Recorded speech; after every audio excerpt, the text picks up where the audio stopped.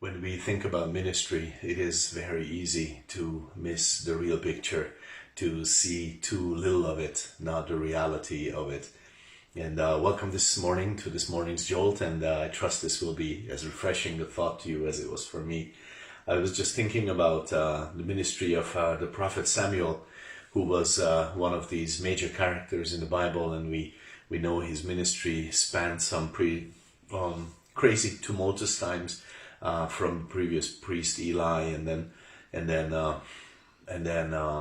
he anointed King Saul in 1 Samuel 10, and then he had to replace him in 1 Samuel 15 by David, which gave him no joy, but he had to do it because he was a prophet of the Lord, not a prophet of Saul or not a prophet of the people, but he was the prophet of the Lord. So his ministry was incredibly powerful, and it meant a lot in the life of Israel. But there was something else behind it, something very, very powerful. And this is the simple thought that I had for this day, and it was that it was really the ministry, the unnoticed ministry, I would say, the ministry that no one sees. I am thinking of 1 Samuel 1. Hannah, his mother prayed, and she prayed, and she prayed for a son, and God gave her a son.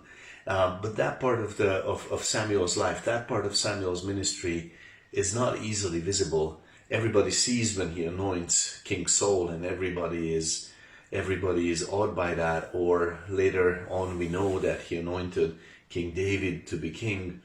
And we are saying, wow, that's powerful ministry. But behind it all, there was his mother's prayers. There was Hannah's prayers. And as she prayed, God gave her that child. And then once she prayed and received the child, at the given time, that when she has promised, she gave him to the Lord, to the service of the temple.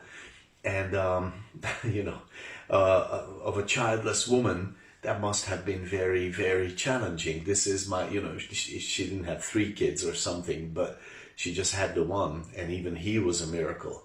And yet she gave her son to the ministry of the Lord.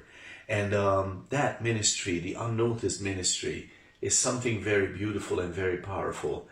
I do not know how your ministry is. Maybe it is outward and visible. Maybe it's not. But I would like to encourage you, the unnoticed ministry is no less important, not in the eyes of the Lord and not in the reality of the outcome, than the visible part. When you pray in quietness and in humility, hidden and unknown by others in your inner room in Matthew 6:6, I believe, then you're doing something very, very powerful.